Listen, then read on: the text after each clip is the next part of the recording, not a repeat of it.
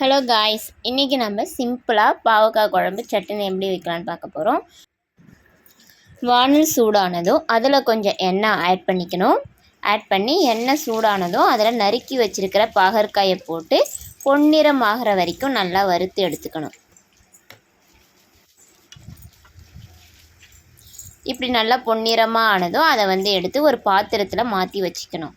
அப்படி மாற்றி வச்சதுக்கப்புறம் அதே எண்ணெயில் கொஞ்சமாக கடுகு போட்டு அது பொரிய விடணும்.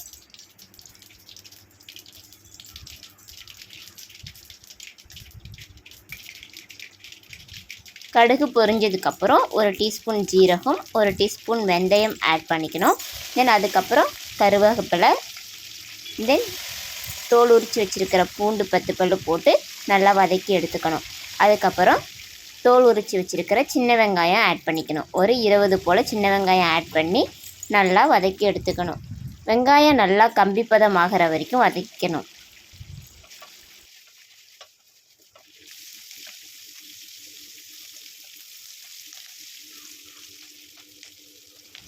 வெங்காயம் நல்லா கம்பிப்பதம் ஆயிடுச்சு. இப்போது இது கூட அரைச்சி வச்சுருக்கிற 3 தக்காளியை சேர்த்துக்கணும். எனக்கு சின்ன சின்ன தக்காளியாக இருந்ததுனால நான் 3 போட்டுக்கிட்டேன். உங்களுக்கு தேவைன்னா பெரிய தக்காளியாக 2 தக்காளி அரைச்சி சேர்த்துக்கலாம். சேர்த்து பச்சை வாசனை போகிற வரைக்கும் வதக்கணும். அப்படி வதக்கிட்டதுக்கப்புறம் நமக்கு தேவையான இப்போ மசாலா பொருட்கள் மிளகாய்த்தூள், மல்லித்தூள், மஞ்சத்தூள், உப்பு இதெல்லாம் நல்லா சேர்த்து கிளறி விட்டுக்கணும்.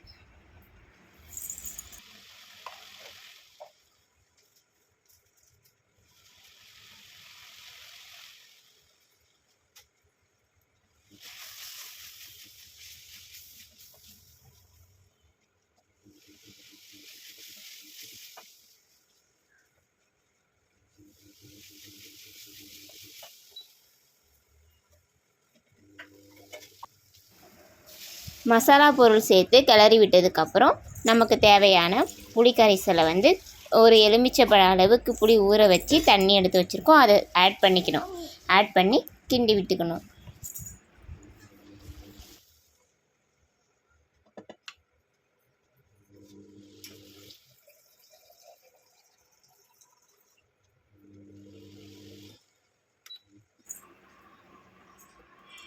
நல்லா மிக்ஸ் பண்ணி இந்த டைமில் நமக்கு தேவையான குழம்புக்கு தேவையான அளவு தண்ணி விட்டுக்கணும்.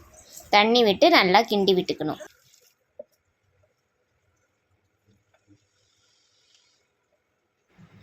புளிக்கரைசல், உப்பு, தண்ணி இதெல்லாம் ஆட் பண்ணதுக்கப்புறம் நல்லா கிண்டி விட்டுட்டு கொதிக்க விடணும்.